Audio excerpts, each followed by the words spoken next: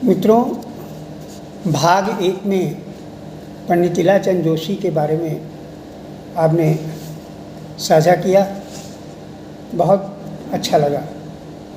हमें उन पुरानी पीढ़ियों को भी याद करना चाहिए और उनको पढ़ना भी चाहिए, क्योंकि उनके चिंतन और मनन में एक अजीब सी गहराई है और उस गहराई में जाना हम सबके लिए बहुत ज़रूरी है।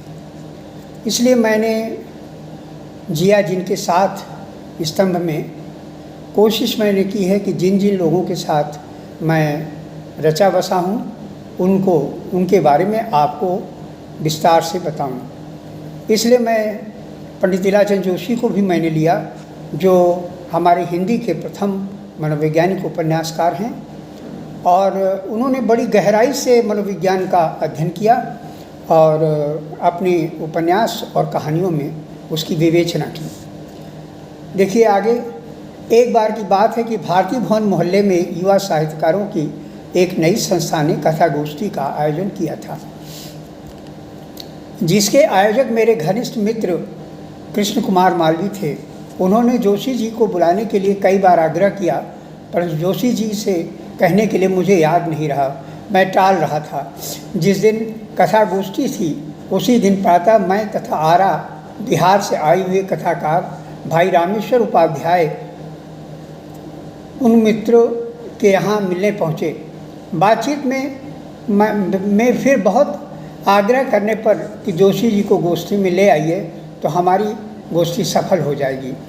मित्र का आग्रहपूर्ण निवेदन मानते हुए मैं रामेश्वर भाई के साथ पंडित इलाचंद जोशी को आमंत्रित करने उनके घर पहुंचा। वो हम दोनों को देखकर बहुत खुश हुए और आने का कारण जानना चाहा। सब स्थितियों को स्पष्ट करते हुए गोष्ठी में चलने का आग्रह किया। वो तुरंत तैयार हो गए। उस दिन पूरे परिवार के किसी परिजन के यहाँ दावत थी। जोशी जी को छोड़कर सबके सब लोग जा रहे थे। मुझसे गोष्ठी में चलने की स्वीकृति देने के पश्चात तुरंत उन्होंने मुकुल भाई को अब बुलाया और कहा, तुम दावत में मत जाओ, मैं 2 बजे राकेश जी के साथ गोष्ठी में जाऊंगा। बाद में पता चला कि घर में किसी एक का रहना आवश्यक है, इसलिए उन्होंने मुकुल भाई को न चाहते हुए भी अध्यादेश जारी कर दिया। वह युवकों की गोष्ठी में जाने के लिए बहुत बेताब रहते तथा उनकी रचनाएं एवं विचार बड़े मनोयोग से सुनते भी थे। उत्कथा गोष्ठी में पंडित इलाचंद जोशी के अलावा प्रसिद्ध साहित्यकार नागार्जुन, अमरकांत जी, रविंद्र कालिया, ज्ञान प्रकाश, अजित पुष्कल, अजामिल, सुनील श्रीवास्तव आदि मौजूद थे। कार्यक्रम चलने के दौरान वक्ताओं के भाषण में बीच बीच में जोशी जी कुछ न कुछ बोल दिया करते थे। यह उनकी कोई नई आदत नहीं थी, पुरानी थी, परंतु लोगों को अच्छा न लगते हुए भी वरिष्ठता के अदब में वो कुछ कहते नहीं थे। एक प्रगतिशील युवा कवि महोदय अपना वक्तव्य दे रहे थे, तभी जोशी जी ने बीच में बोल दिया। वह युवा कवि महोदय आपे से बाहर हो गए, तैश में आकर बोले, बड़े लोगों के वक्तव्य के बीच में हम लोग बोलें तो बेअदबी कही जाएगी।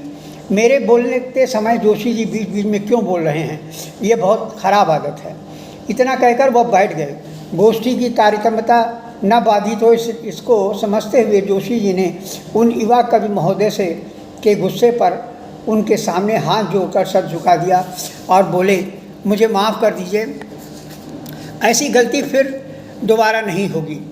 गोष्ठी में गहमा गहमी का माहौल हो गया। सबके दोबारा आग्रह करने पर युवा कवि महोदय ने अपना वक्तव्य पूरा किया। मुझे लगा कि पंडित इलाचंद जोशी की सदाशयता में सरल मृदुल स्वभाव कूट कूट कर भरा है।